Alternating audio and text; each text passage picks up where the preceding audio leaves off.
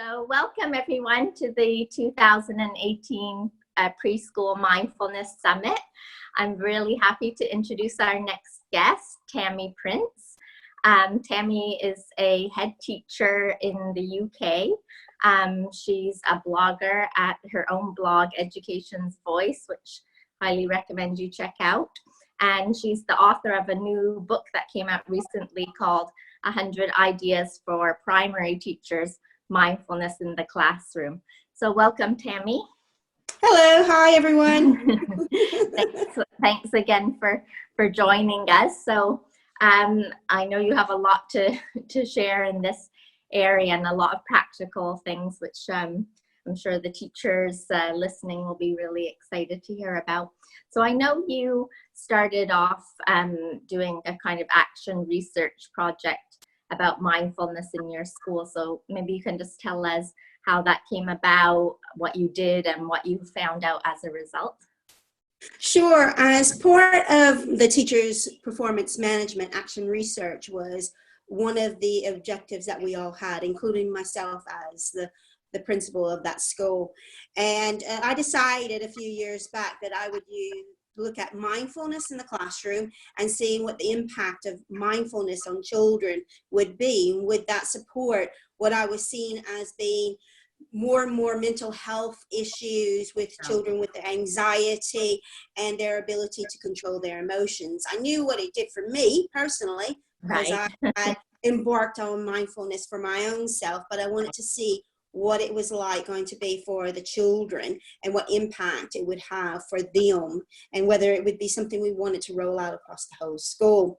So I asked for any teachers who wanted to be my guinea pigs and their classes, and I had 5 teachers that immediately said, yes, we'll do this. And a few more afterwards, after they start seeing the results, wanted, can I join in now?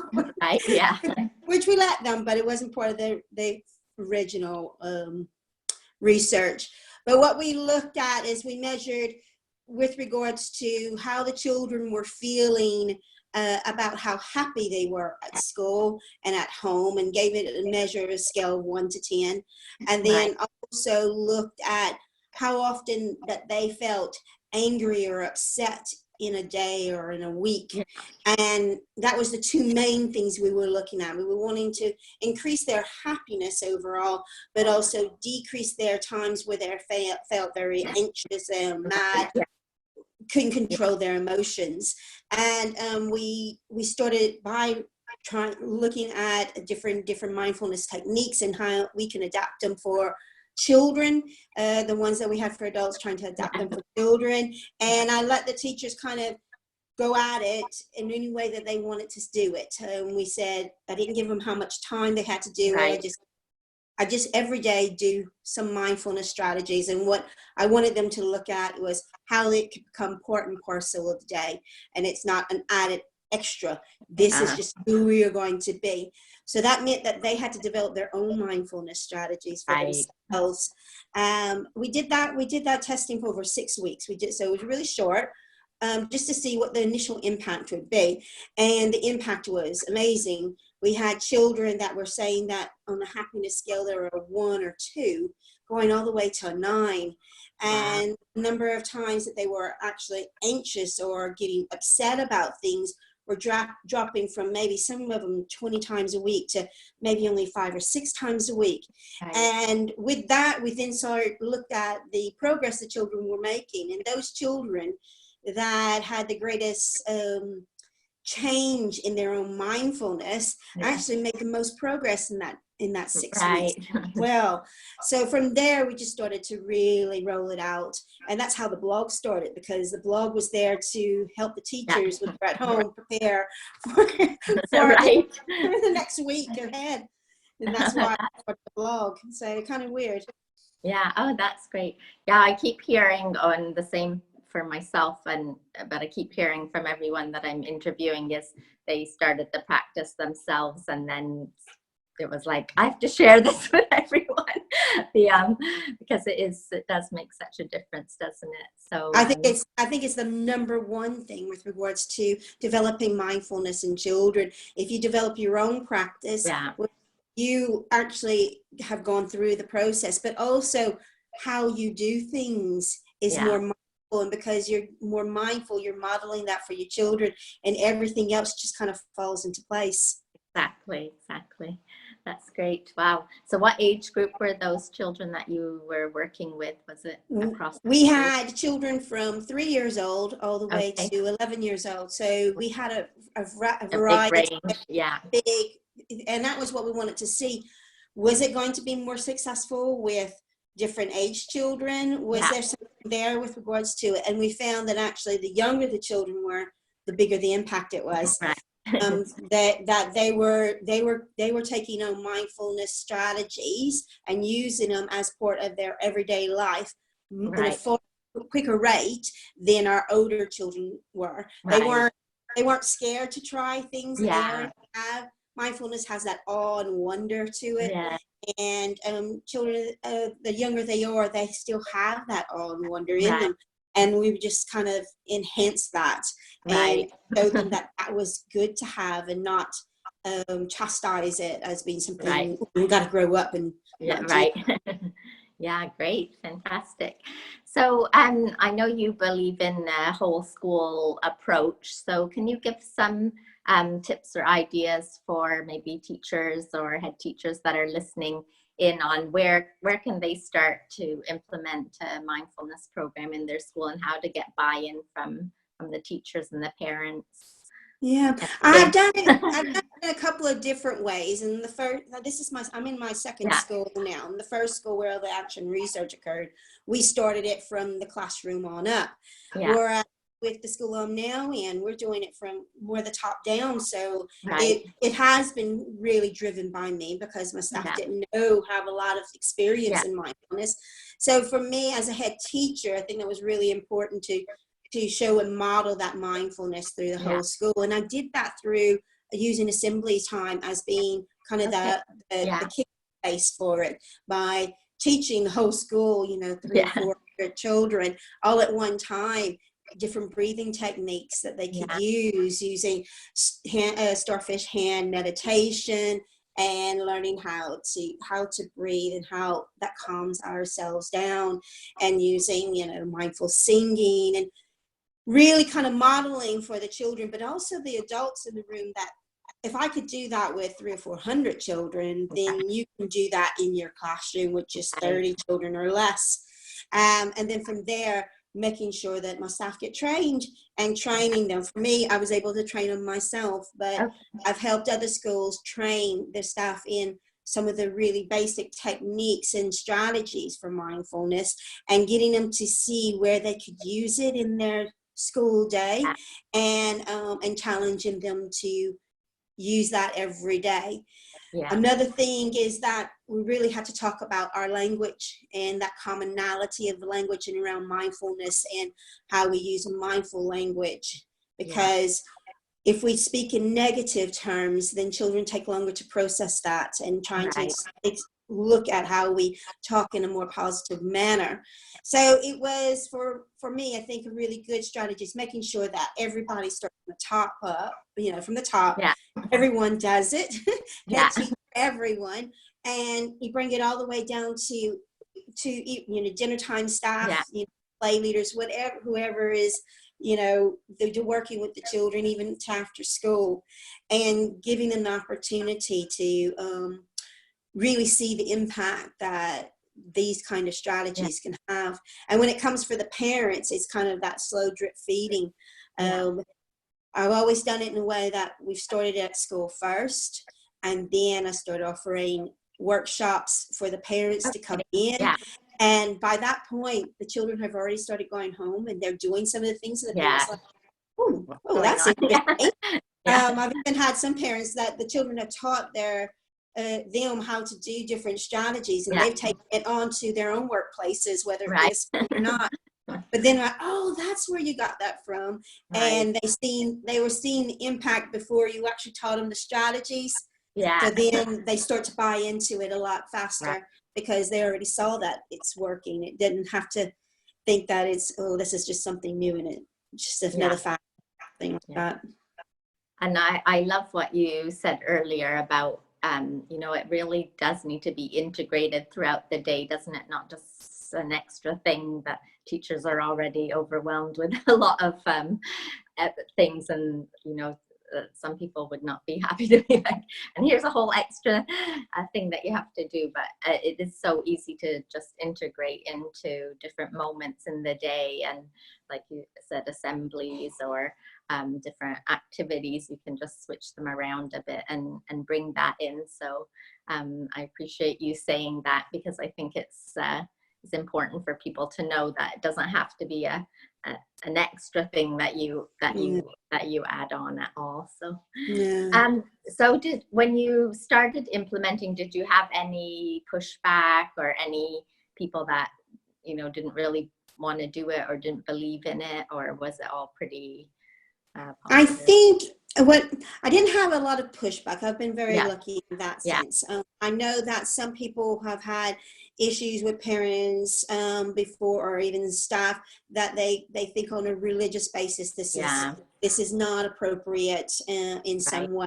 But for those who that has been the case, I've tried to show them that this is no different than just breathing. And the science of it. And I try to emphasize the science of mindfulness with regards to it and what it does, and how it's not something that contradicts any religious bits and purposes at all.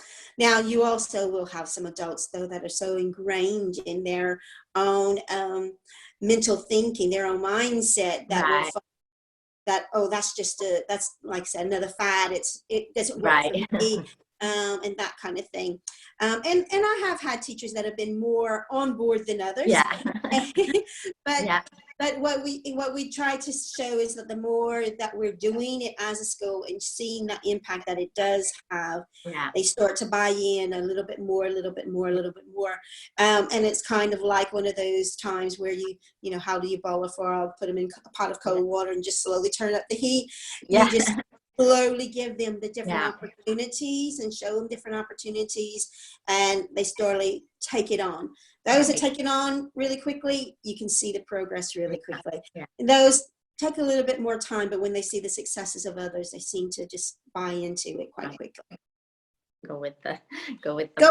You know, especially when you see the results, right? So so let's move on a bit to and talk more about your book, because your book has 100 ideas, and and what I love is it's how it's written. They're so simply, you know, you can just grab an idea, implement it.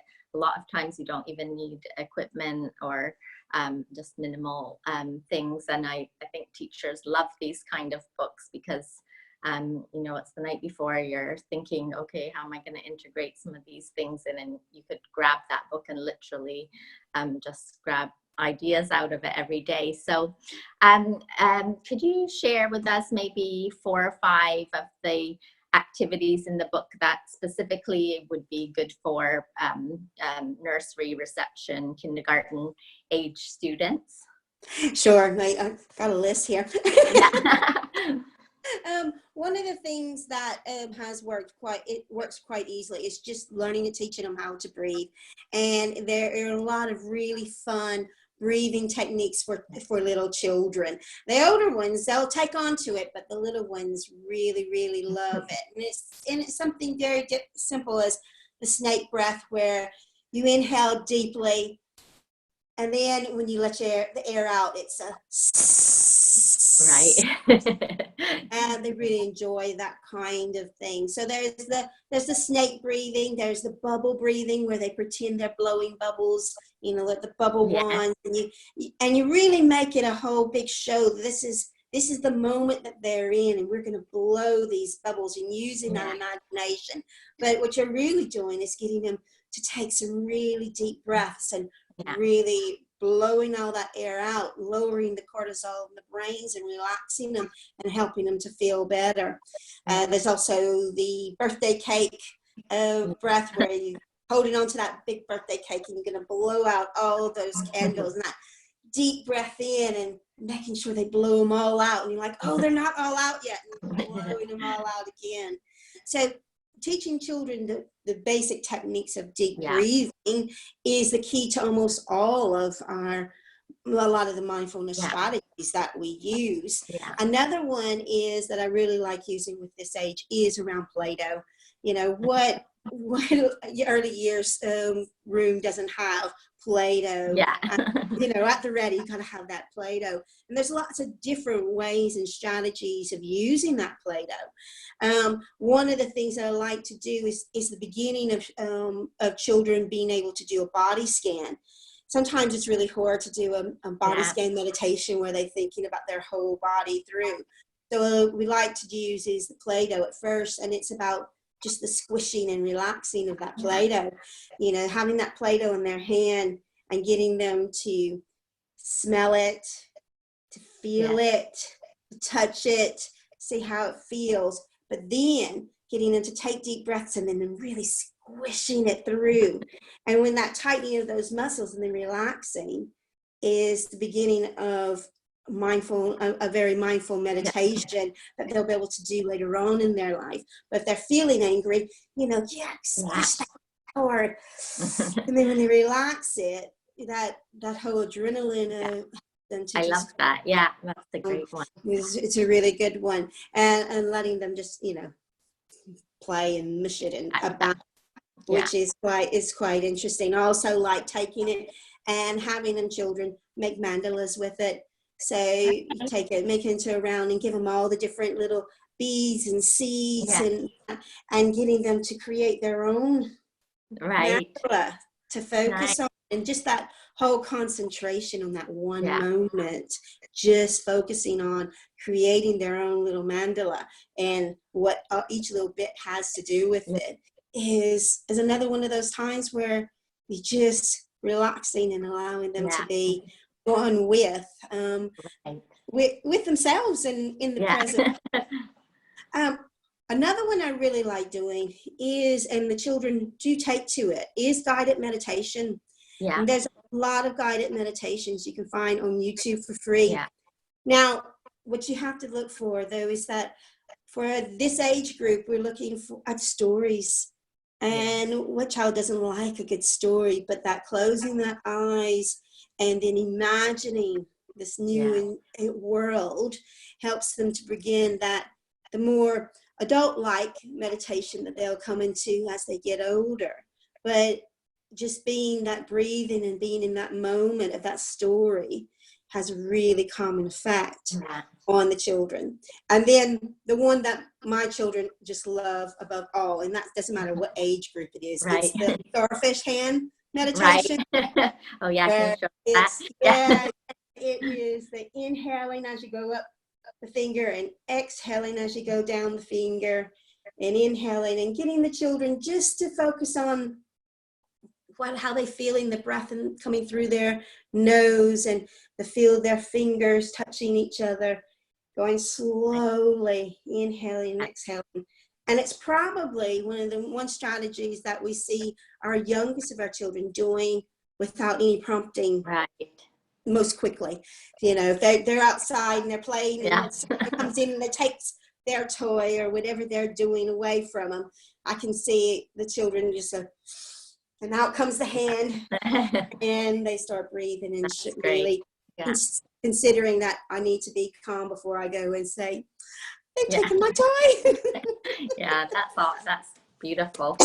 Amazing. I mean, I think the more the preschool years and the young years is where, you know, we can really make a change in the world, bringing in these mindfulness practices and more kindness and empathy, and you know, just giving children the tools to manage all that stress and anxiety that everyone faces in life. So I think it's important that even at this age that you start talking about emotions, you're talking about kindness and gratitude, and bringing that into your everyday life, and it's okay to talk about these different things. And it's okay to be kind and to be grateful and to show that in a way that others can see your appreciation and enjoy it with you and enjoy that moment of doing that. The more they do that as they're younger, the more it just becomes who they are. It becomes Right. that internal habit that you really want to see in adults when they're older. Yeah. Yeah, well, thanks, Tammie. Those are all great ideas. And if you would like to buy the Tammie's book, she's got a special discount code, which we'll put in the beside the video. And she's also got a lovely freebie for you with activities as well that you can download. So Tammie, tell us a success story that you've seen with a particular child or a particular classroom or a teacher where you really saw a positive impact on the person using mindfulness. The one that comes to mind is one that a little boy that we had as part of our initial action research. And when I did the interview of him before to get him to do a scaling of his happiness in that, he was telling me that happiness at home was a 1 and happiness at school was a 2. And his language, everything he was saying was very negative and angry. He was 6-year-old. So it, really made me upset, and I was thinking, oh my gosh, should we do something right now? Right. And we got to do more. But then I realized, no, this is what we want to see if this works. He also would say he would be angry 20 to 30 times a week, and we've seen that anger in him as well. He would, and just explode. So this was one of these things. I thought, if we could get him to a 5 or a 6 on the happiness scale, I think we've been really successful. And for him, at first he was quite resistant to trying the mindfulness activity. He was so ingrained in his anger that he had, this emotion he had, that he just didn't want to participate. But within a couple of weeks, he did. He just started going along with it. And the teacher was brilliant. It was a teacher who was developing his own mindfulness, and he was really conscious of how he was using mindfulness for himself, but also how he was using it for the class. And we knew that we were being successful when I went in to do some observations of the class, and the little boy went into the play role area, and another child decided that he wanted to be the role that this little boy wanted to be. And of course, usually that would just erupt. And the teacher, I could see the teacher just stop. He could hear the boys. He couldn't see them, but he could hear the boys. And then all of a sudden, the little boy comes up to Mr. Bright and said, "Mr. Bright, I just need a mindful moment." And he went off to the mindfulness corner, and he had a glitter bottle. He shook it up, and he did some coloring for 5 minutes. And then he took a deep breath. He goes, "Okay." And he went back into the role play area and let the other little boy be who he wanted to be and play nicely. And it was that moment that we realized that, oh wow, this has never happened before. And when we did our research at the end, when we did the interview survey at the end of it, he was one of those children that went to a 9, on the happiness scale. And he was only angry maybe 5 times a week rather than being angry several times every day. And he said that, and he could talk about it. He could talk about his own mindfulness. He could tell me that he just feels so much more happier, and it helps him to stay calm. And his parents noted that this was having an impact at home, and why was this all of a sudden having this impact? What was it? And his progress had accelerated quite significantly in that 6 weeks process as well. So that to me was one of the major success stories. Wow, that's beautiful. Impact. Yeah, it's wonderful to hear things like that, especially with the kids that are really struggling. So I think, as you said, progress comes very quickly when the right things are applied, and it's just wonderful to see that change in a child who is struggling, really, right? So he was very struggling. Yeah, so we're almost at the end of the interview, but I just wanted to ask you one last question. So we have some new teachers listening in, so or teachers that might have never done anything with mindfulness, but they're quite curious about it. So what advice where should they start? What can they do in their classrooms next week or tomorrow because I think sometimes we overthink things and we think, oh, we have to do all the courses and read all these books before we can even start to do one change. But what are some things that you would advise teachers to just start doing in the classroom to bring in this practice? I think I would suggest that you just learn one good deep breathing technique, one good deep breathing strategy, and that you use that at the beginning of every transition period. So Right. at the beginning of the day, just before, you call, you register, all right, before we start teaching, let's do 1 minute of deep mindful breathing. Put on some nice meditation music. Everyone close their eyes and just breathe. Deep breathing, and do that the same again when you transition to another subject or when you come in from break time, from lunchtime, and then at the end of the day before they go out the doors again, one more time, so that when they walk out they're just nice and calm. Just seeing that as once you see that impact it has just in transition, then you can start to find the other bits and pieces that fall in to help you. But that would be my first strategy I would use. I love that because it's creating a habit and a ritual, isn't it? And yes, and if you're doing and children multiple times a day, yeah, they catch on very fast. Absolutely. All right. Well, thank you so much, Tammie, for sharing all your knowledge and all the interesting things that you told us about today.